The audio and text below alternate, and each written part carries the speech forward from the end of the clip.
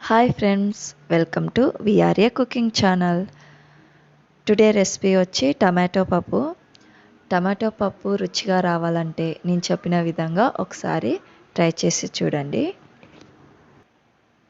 Cooker తీసుకొని 1/2 cup కందిపప్పు, 4 table spoon శనగపప్పు వేసుకున్నాను. మీరు శనగపప్పు ముందే నానబెట్టుకొని ఒక 1/2 అవర్ వేసుకుంటే త్వరగా మెత్తపడిపోతుంది. నేను ఇక్కడ డైరెక్ట్ వేసేసుకున్నాను. తర్వాత వాటర్ పోసుకొని శుభ్రంగా కడుక్కోవాలి. నెక్స్ట్ 1/2 కప్ కందిపప్పుకి నేను 2.5 కప్ వాటర్ పోసుకున్నాను.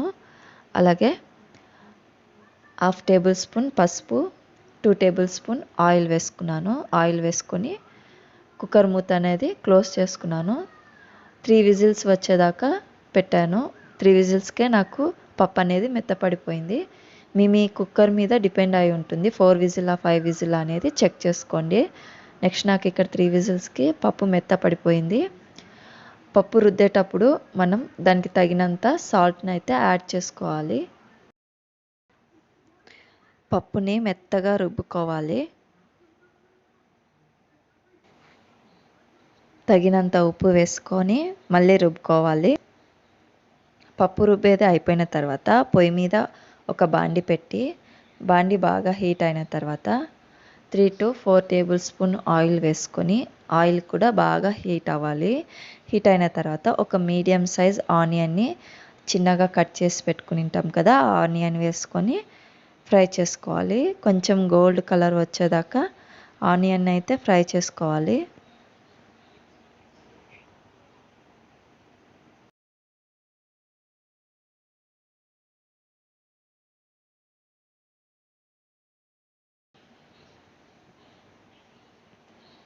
ఒక 4 పచ్చిమిర్చిని కూడా కట్ చేసి వేసుకోవాలి.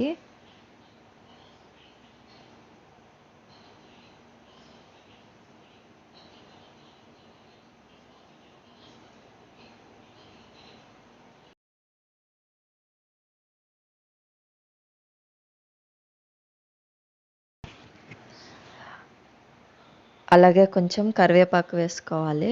కరివేపాకు వేసుకోవటం వల్ల ఫ్లేవర్ అనేది బాగా యాడ్ అవుతుంది.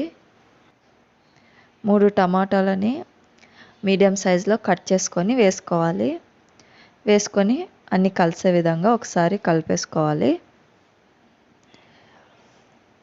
ఈ ప్రాసెస్లో ఒక్కసారి టమాటా పప్పు చేసుకుంటే మీరు మళ్ళీ మళ్ళీ ఇదే విధంగా చేసుకొని తింటారు. అందరికీ చాలా అంటే చాలా బాగా నచ్చుతుంది. తర్వాత మూత పెట్టేసి ఒక 3 మినిట్స్ ఉడికించుకోవాలి.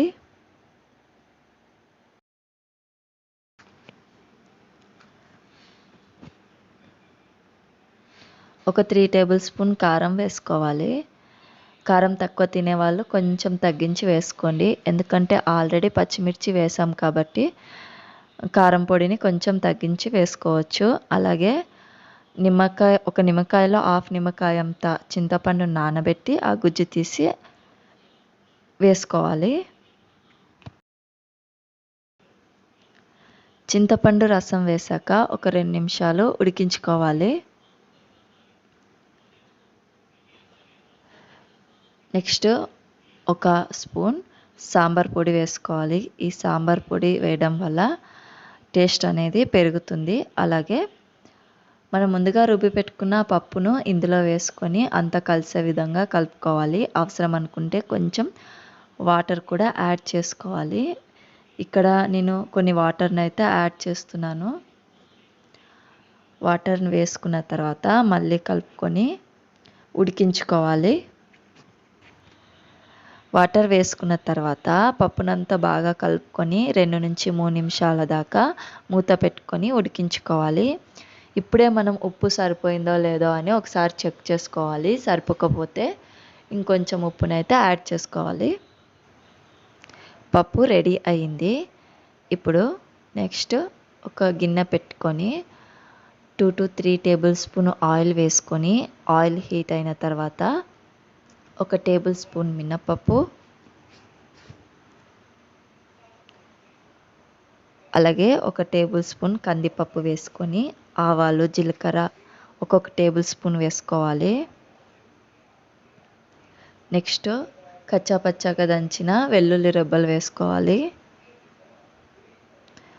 అలాగే ఒక 4 ఎండుమిర్చి వేసుకోవాలి. ఈ పోపుని ఎంత బాగా పెడితే పప్పుకి అంత టేస్ట్ వస్తుందండి.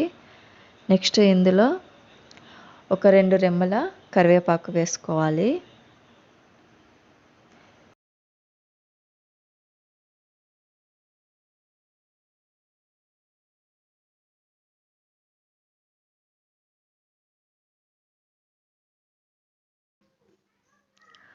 పప్పులోకి పోపు వేసుకోవాలి. మనం పోపు ఎంత బాగా పెట్టుకుంటే పప్పు అంత టేస్టీగా ఉంటుంది.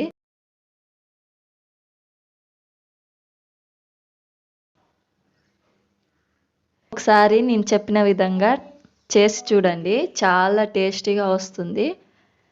టమాటో పప్పుని ఇంత ఈజీ వేలో చేసుకోవచ్చు. ఒక్కసారి చేసుకుంటే మళ్ళీ మళ్ళీ ఇదే విధంగా చేసుకుంటారు. నా ఛానల్లో వచ్చే రెసిపీస్ అన్నీ ఫాలో అవ్వండి. ఇంకా నా ఛానల్ని సబ్స్క్రైబ్ చేయండి, లైక్ చేయండి, షేర్ చేయండి.